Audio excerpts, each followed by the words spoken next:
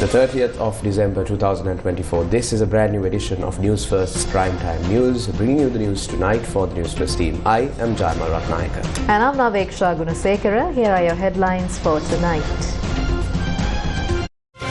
Newsfirst Headlines. Main sponsor. A trusted place for your fixed deposit. Valuable FD, a symbol of stability.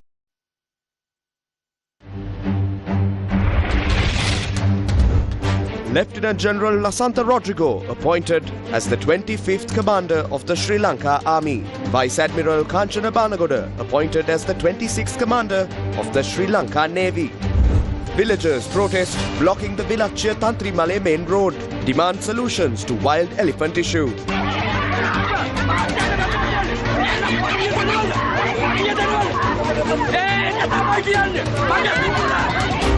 Another Jeju Air airplane experiences landing gear malfunction a day after the Jeju airline crash that claimed 179 lives. Flight carrying 161 passengers forced to return to the airport shortly after takeoff. Azerbaijani president calls on Russia to admit its guilt after Azerbaijani airline incident that killed 38. Human Rights Commission raises concerns regarding well-being of asylum seekers from Myanmar. Ministry of Education announces reduction in the number of school days from 210 to 181 in 2025. 39th President of the USA, Jimmy Carter, dies aged 100. Kabidu Mendis nominated for 2024 ICC Men's Test Cricketer of the Year. Newsfirst Headlines. Main sponsor. A trusted place for your fixed deposit. Valuable FD, a symbol of stability.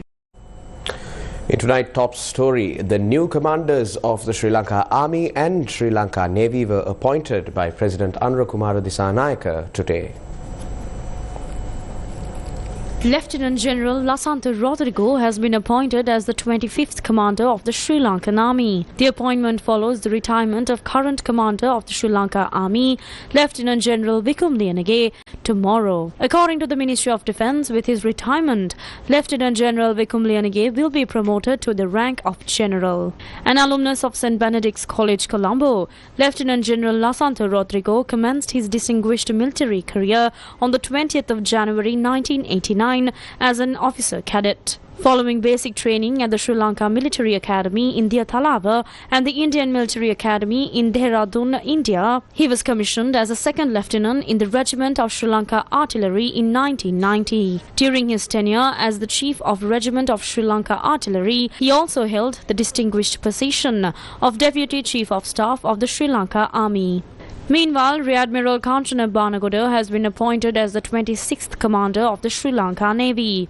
He will succeed Vice Admiral Priyantha Pereira, who is also scheduled to retire tomorrow. An alumnus of St. Thomas's College, Bandaravela, Vice Admiral Banagoda began his illustrious naval career in 1989 as an officer cadet in the executive branch under the 19th intake. Upon completing his basic training at the Naval and Maritime Academy in Trincomalee and Britannia Royal Naval College in Dartmouth, he was commissioned as a sub-lieutenant in 1991.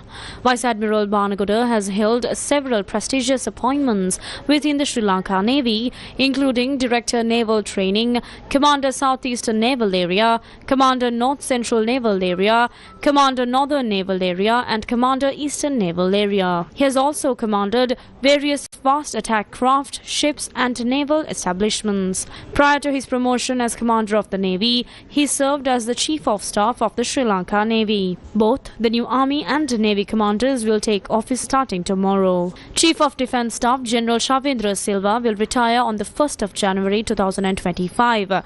However, no official decision has been made regarding this position that will be vacant following his retirement. The current commander of the Sri Lanka Air Force, Air Marshal Udeni Rajapaksa, is also set to retire on the 29th of January 2025.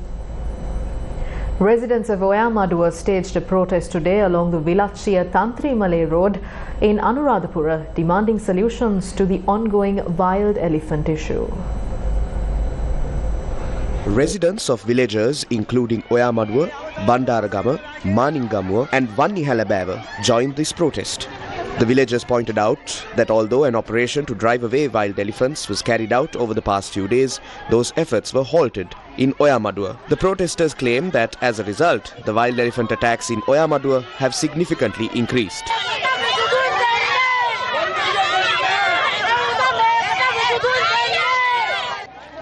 Vehicular movement along the Vilachia Tantrimale main road came to a complete standstill due to the protest.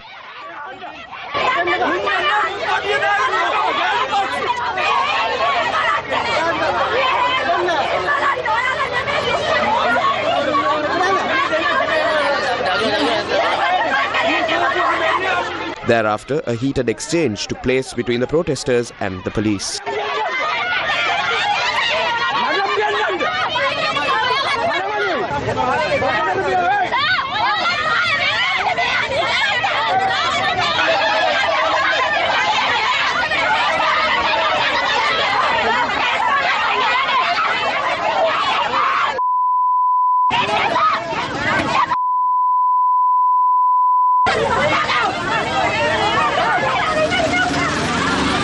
Ali mehuma කියලා ali ගෙනලා දැම්මා sir.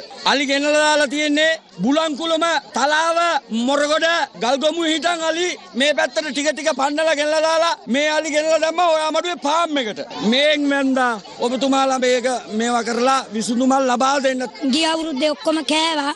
මේ අවුරුද්දේ හේන් කරෙත් නැහැ. අපිට දැන් කණ්ඩ විදියක් නැහැ. හේන් ගොයිතන් නැහැ මොනවත් නැහැ. දැන් ali මෙයි වලට ඇවිල්ලා කනවා. අපි ආදි අසරණයි. දැන් පෙරේදා බල්ලෝ හිටියේ නැත්තම් මේ මැස්ස ළඟට ඇවිල්ලා මගේ පළතුරු ටික කනවා. එතකොට ජීවත් වෙන්නේ කොහොමද සර්? මායි මගේ ළමයයි දෙන්න. පෙරේදා රැයි පළුමදා රැයි ali පන්නලා තවත් උගුර දිදනවා. එළියවල කලින්දන දවස් 7ක් මුදියා කරනවා මට මේ ඇත්තකට. ඒ දුක් දෙන්නේ අපේ දරුවන්ට දෙන අපේ මහජනයට දෙන්න තමයි මේ දුක් දෙන්නේ. මම තනියෙන් කරන්නේ මේ ගොඩක් කරන්නේ. ඒ හින්දා උපතුමාට පින්සෙතරම මේක බල්ලවල කාඩර එන්නේ බලතුරුන්ට කියලා මේක නිදාස් කරලා දෙන්න කියලා ගමන ඉල්ලන්නේ. Subsequently, the Divisional Secretary of Vilachia, Manjari C. Chandrasa, and Assistant Director of Wildlife Security for the Anuradhapura District, P.N. Munasinghe, arrived at the protest site. As a temporary solution to the issue, they promised that within 3 days, the wild elephants would be relocated to the nearby jungle, and after the farming activities are completed, they would be moved further into Vilpattu. With this assurance, the crowd later dispersed.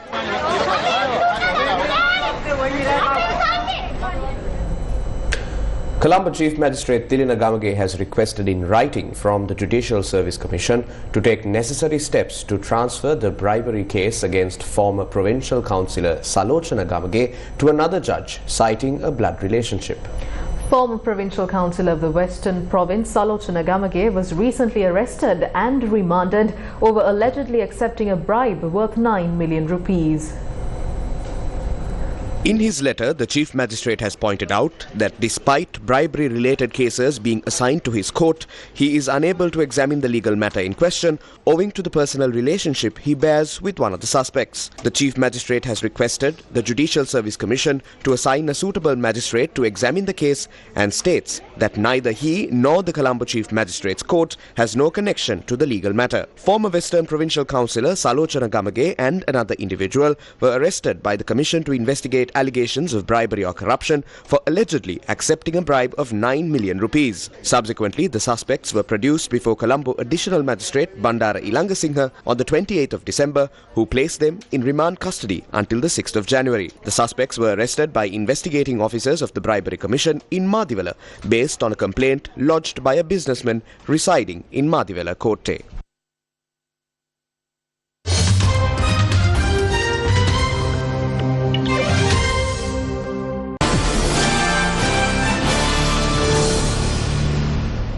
A day after Jeju Air passenger plane crashed at Muan International Airport in South Korea, another Jeju airplane, also a Boeing 737-800, experienced a landing gear malfunction. Jeju Air Flight 7C101, which departed from Gimpo International Airport this morning with 161 passengers, reported a landing gear malfunction shortly after takeoff and was forced to return to the airport. However, the passengers were transferred to another aircraft and departed for Jeju Island few hours later. The aircraft involved was a Boeing 737-800, the same model as the one in yesterday's crash, one of the deadliest aviation disasters on Korean soil. South Korea's acting president Choi Sang-mok has ordered an emergency safety inspection today of the country's entire airline operations system as investigators worked to identify victims and find out what caused the deadliest air disaster in the country. Jeju Air Flight 7C-2216, a Boeing 737-800 returning from Bangkok, Thailand with 175 passengers and 6 crew members, veered off the runway after a crash landing yesterday. The plane collided with a perimeter fence at the airport and exploded upon impact. Fire authorities confirmed 179 fatalities, with 2 crew members injured. Initial investigations suggested a malfunction in all 3 landing gear systems was the primary cause of the tragic accident. A bird strike is also suspected to have caused the landing gear to fail. Another critical issue pointed out during investigations is the airport's 2.8-kilometer runway, shorter than most international airports. For comparison, runways in Incheon International Airport measure 3.75 kilometers, while those at Gimpo, Gimhae and Jeju airports exceed 3 kilometers. Global hubs like JFK in New York and Charles de Gaulle in Paris often features runways over 4 kilometers. The shorter runway at Muan also restricts operations of aircraft exceeding 400 tons.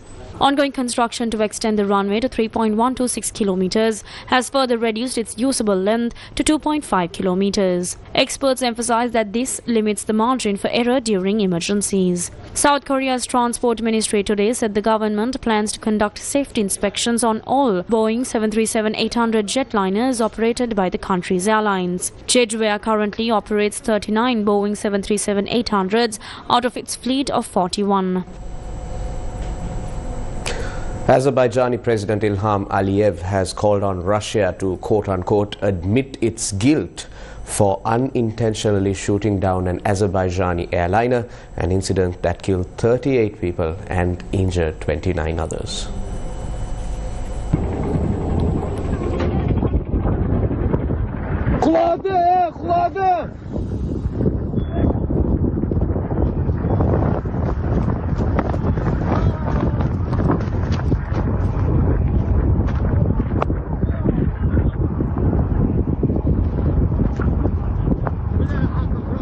Azerbaijan Airlines Flight 8432 crashed near the city of Aktau, Kazakhstan on the 25th of December while on its way to Grozny, the capital of the Chechnya region in southern Russia. Azerbaijan's President Ilham Aliyev said that the Azerbaijani airliner that crashed last week was shot down by Russia, albeit unintentionally, and criticized Moscow for trying to hush up the issue for days, adding that he was upset and surprised by the conflicting accounts put forward by Russian officials. Aliyev said Azerbaijan made 3 demands to Russia in connection with the crash. Rusya tərəfi Azərbaycandan üzr istəməlidir.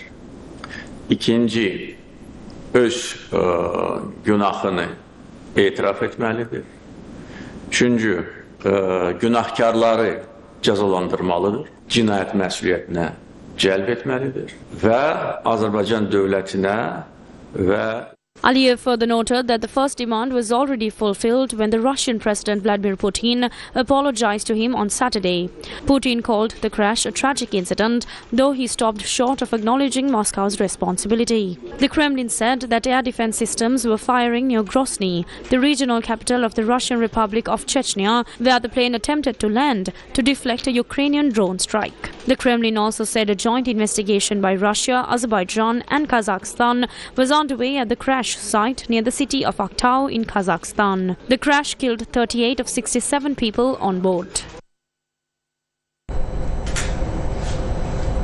The 39th President of the United States of America, Jimmy Carter, has passed away at the age of 100. President Joe Biden declared that the 9th of January will be a national day of mourning and said there would be a state service held for Carter in the nation's capital. My name is Jimmy Carter and I'm running for president. I, Jimmy Carter, do solemnly swear that I will faithfully execute that I will faithfully execute the office of President of the United States. The office of President of the United States. The earnest Georgia peanut farmer, the 39th President of the United States of America, James Earl Carter Jr., famously known as Jimmy Carter, passed away last night at his home in Plains, Georgia, at the age of 100. Carter was born on the 1st October 1924 in Plains, Georgia, where peanut farming, talk of politics, and devotion to the Baptist faith were mainstays of his upbringing. In 1962, he entered the state politics, and 8 years later, he was elected governor of Georgia. Carter announced his candidacy for president in December 1974 and began a 2-year campaign that gradually gained momentum. At the Democratic Convention, he was nominated on the first ballot. A Democrat, he served as president from January 1977 to January 1981 after defeating incumbent Republican President Gerald Ford in the 1976 US election. Carter worked hard to combat the continuing economic woes of inflation and unemployment. By the end of his administration, he could claim an increase of nearly 8 million jobs and a decrease in the budget deficit. Unfortunately, inflation and interest rates were at near record highs, and efforts to reduce them caused a short recession. Carter was swept from office 4 years later in an electoral landslide as voters embraced Republican challenger Ronald Reagan, the former actor and California governor. Carter lived longer after his term in office than any other US president. Along the way, he earned a reputation as a better former president than he was a president, a status he readily acknowledged. His one-term presidency was marked by the highs of the 1978 Camp David Accords between Israel and Egypt, bringing some stability to the Middle East. He was awarded the 2002 Nobel Peace Prize for work to find peaceful solutions to international conflicts, to advance democracy and human rights, and to promote economic and social development. In recent years, Carter had experienced several health issues, including melanoma that spread to his liver and brain. Carter decided to receive hospice care in February 2023 instead of undergoing additional medical intervention. South Korean investigators have sought an arrest warrant for suspended President Yoon Suk-yeol over this month's short-lived imposition of martial law.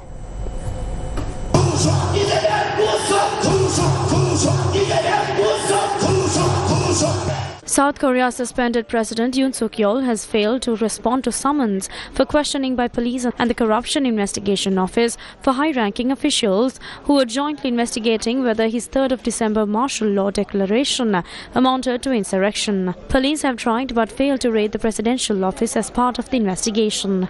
Therefore, the South Korean Joint Investigators Unit has requested an arrest warrant for Yoon, which marks the first time an incumbent president has faced such action. A Seoul court will later decide whether to issue an arrest warrant following the request. Insurrection is one of the few charges for which a South Korean president does not have immunity. Yoon was suspended from presidential powers after being impeached by parliament over his decision to briefly impose martial law on the eve of a corruption investigation into Yoon's wife, the First Lady. A constitutional court trial has commenced into whether to reinstate Yoon or remove him permanently from office. It has 180 days to reach a decision.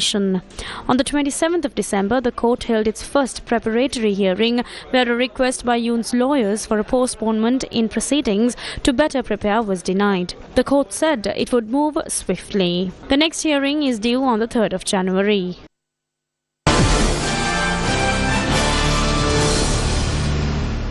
A trusted place for your fixed deposit. Valuable FD, a symbol of stability. When the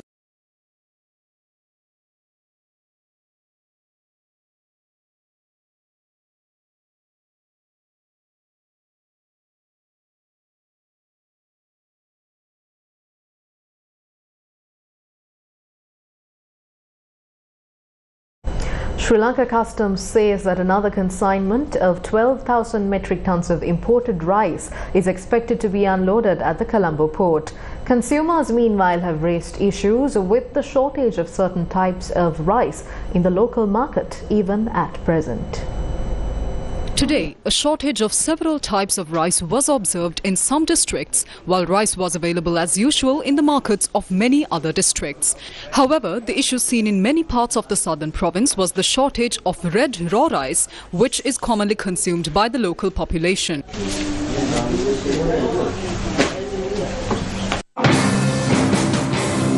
Newsfirst looked into the situation at the Marandagahamula Rice Wholesale Centre. A shortage of locally produced white and red raw rice was observable there. This is what consumers had to say.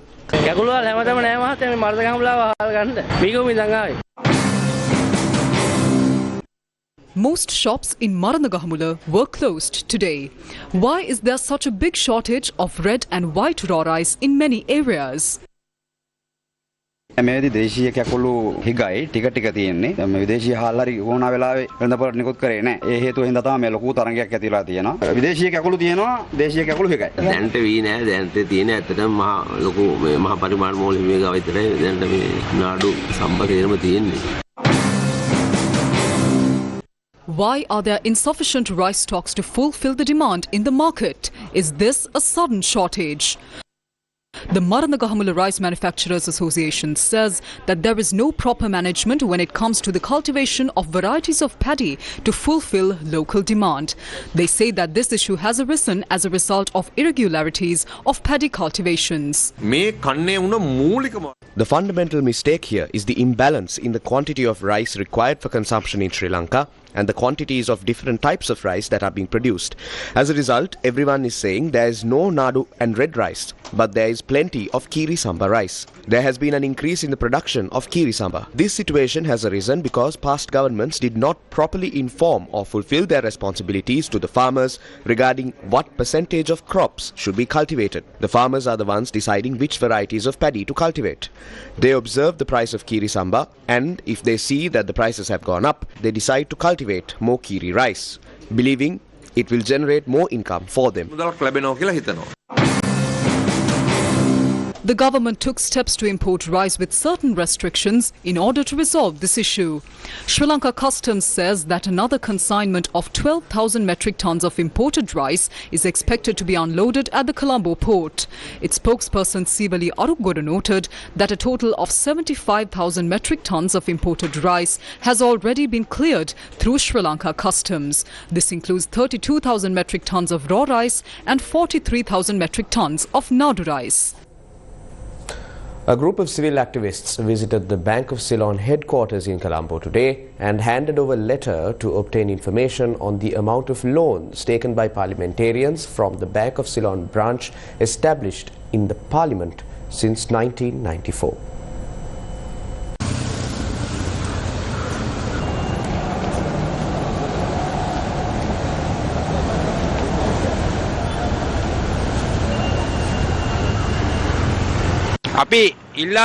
We requested to present to us the list of those who obtained loans or overdraft facilities from the Bank of Ceylon branch located in Parliament premises from 1994 to the end of last Parliament's term. Likewise, we requested the information officer of the Bank of Ceylon to submit the list of names of those who defaulted on their loans. This is because we have received reliable information that there are loopholes to obtain loans from the Bank of Ceylon located in Parliament by using parliamentary privileges. We also got to know that some of those loans has not been paid. These are public funds. There are some people in this country who took their own lives because they were unable to repay their loans. There are also hundreds of thousands of people who are unable to pay their microfinance loans.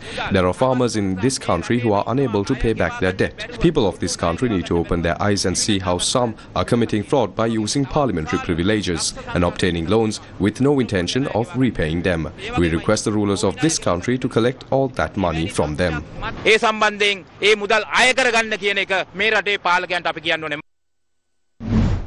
The National Movement of Microfinance Loan Borrowers handed over a letter to the Ministry of Finance today, pointing out the issue of microfinance loan crisis and proposals to take action in the upcoming budget to address the reduction of such loans.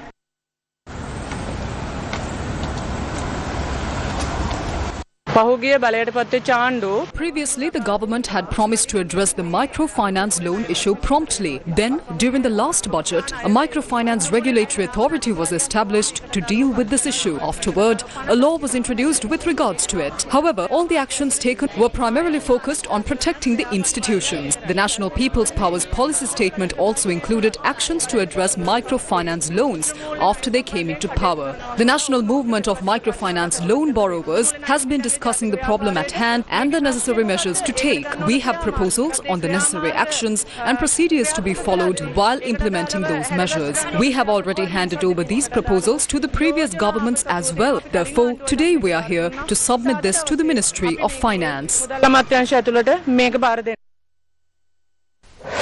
News First with the people.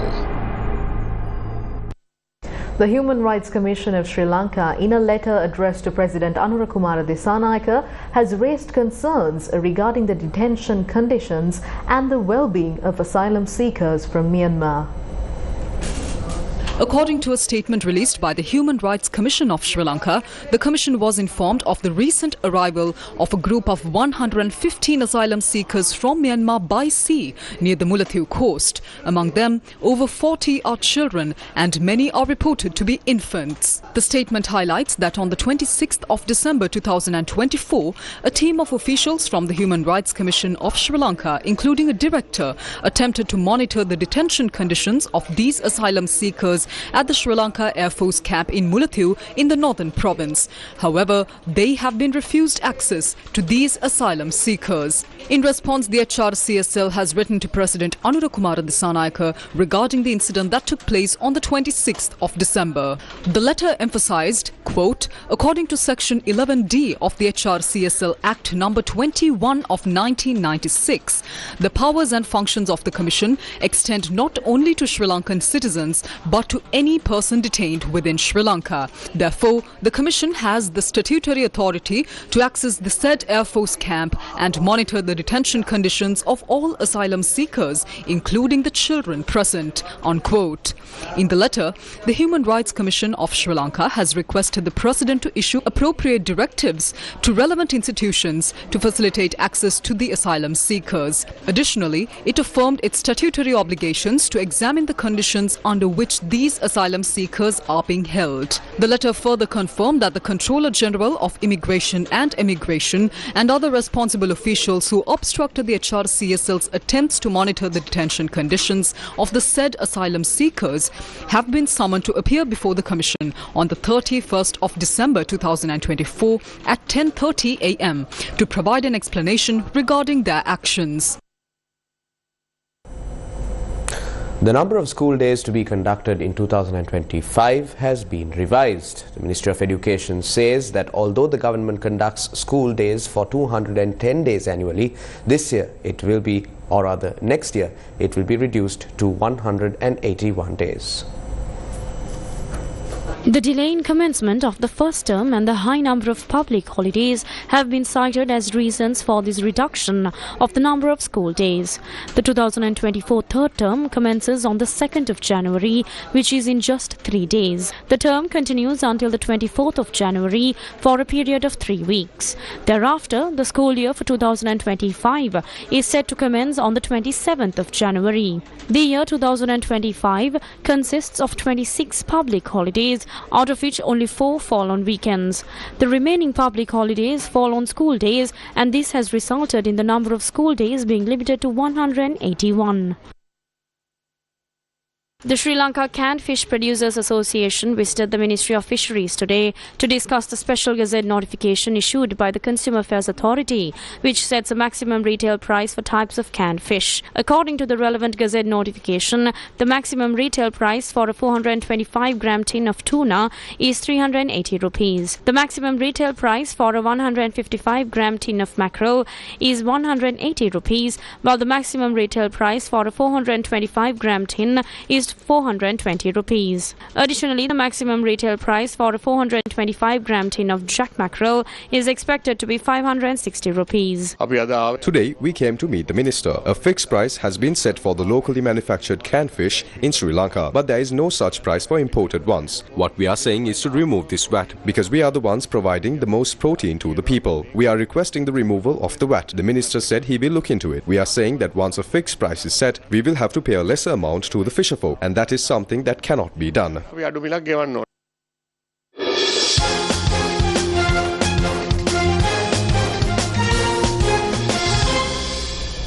New Zealand clinched the 3-match T20 series against Sri Lanka earlier today with a match to spare, recording a 45-run win in the second encounter, which was played at the Bay Oval in New Zealand. The second T20 was played at the Bay Oval in New Zealand. Batting first, New Zealand posted a total of 186 runs for the fall of 5 wickets in their 20 overs. Tim Robinson scored 41 runs. Mark Chapman contributed with 42 and Mitchell Hay was unbeaten on 41. Sri Lanka, chasing a target of 187 runs, saw Pathum Nissanka score 37 runs, while Kusal Perera was dismissed on 48 runs off 35 balls. Skipper Charith Asalanka added 20 runs, but none of the other batsmen could reach double figures. Jacob Duffy took 4 wickets, as Sri Lanka were bowled out for 141 runs in 19 overs. With this win, New Zealand secured a 2-0 series victory in the 3-match T20 series. Sri Lanka's Kamindu Mendis has been nominated for the 2024 ICC Men's Test Cricketer of the Year award. The names of the players nominated for several ICC awards this year were announced today. Accordingly, Kamindu Mendis has been nominated for the ICC Men's Test Cricketer of the Year award. This year, he scored a total of 1,049 runs in 9 test matches, maintaining an average of 74.92. Additionally, Kamindu Mendis is the 6th player in the world to surpass 1,000 test runs this year. Mendis was also recently nominated for the ICC Men's Cricketer of the Year award with his outstanding performance this year. Meanwhile, Sri Lanka women's cricket captain Chamari Atapattu was nominated for the 2024 ICC Women's Cricketer of the Year award. She was also nominated for the ICC Women's T20 International Cricketer of the Year and ICC Women's ODI Cricketer of the Year awards, which were announced yesterday. And that's a wrap of Primetime News for tonight. Thank you for watching. Good night.